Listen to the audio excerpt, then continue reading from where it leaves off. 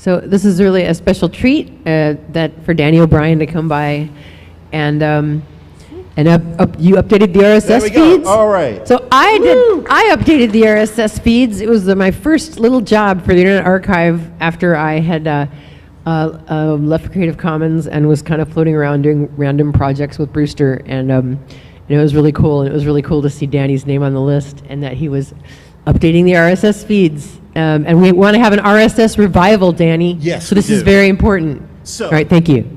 I don't know about you, but if I'm asked to do a hackathon for 5 hours, within 5 minutes, I'm just somewhere else. I have the attention span of a squirrel. So the way I try and concentrate my mind wonderfully during hackathons is to stream them to the general public. So this was my screen, and we've got a 3 hour, we got 3 hours, is that okay for a lightning talk? I can just play this to you. You can see everything that I was doing for the next 3 hours. You can see people coming by, you can see me accessing, this is all.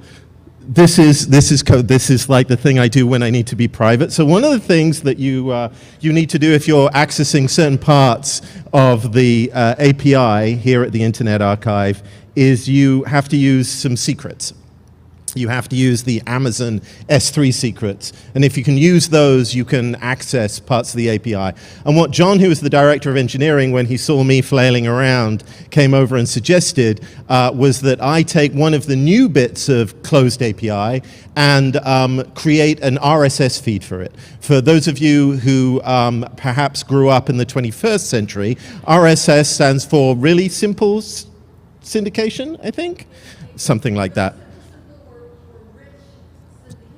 Something. Actually, there are already internecine wars about what RSS stands for, but basically it was the way that people could gather news from a diversity of sources before Facebook, before Twitter hit that algorithm and centralized it.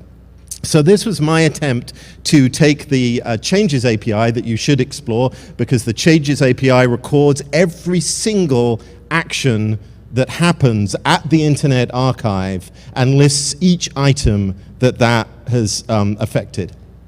The lesson that I learned from this is that the Internet Archive affects an incredible amount of changes. I actually kind of maxed out my way of converting it into an RSS feed at about 50,000, and that was just for today. So I have managed to do it. You can probably see my look of victory. Do I look happier? I'm looking happier. Okay, that's me distracted. I'm kind of talking there and laughing. Look, get back to work. You've got a lot to do here. Okay, so what we have here, hopefully you can see that, right? No, I guess not. I have some code here that pulls in the data using the API, uses the secrets, which I think I only showed the live stream once, what my S3 secrets were, and then outputs the RSS feed. The RSS feed doesn't look tremendously exciting to a normal human being. This is the RSS feed, and for those of you who don't work at the Internet Archive, each one of these is an item that is being either updated or its metadata is being reconstructed or is being created for the first time. And each of these items, let's just click on one of them. So this is, let's pull out the metadata. There we go.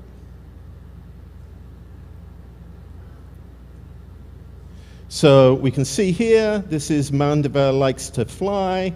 I've picked this up entirely at random, and it was indeed published 15 minutes after midnight today. My conclusions are, one, we should probably work better on our time protocols descriptions, because it doesn't specify which midnight in the whole of the world that this was published shortly after. And if you're going to do this kind of thing, don't do it the day after the clocks went back, because I had to put in all my special case code just for the demo example. But maybe we should do that, so we have a special case code for the future. That's it. Thank you very much. Thank you.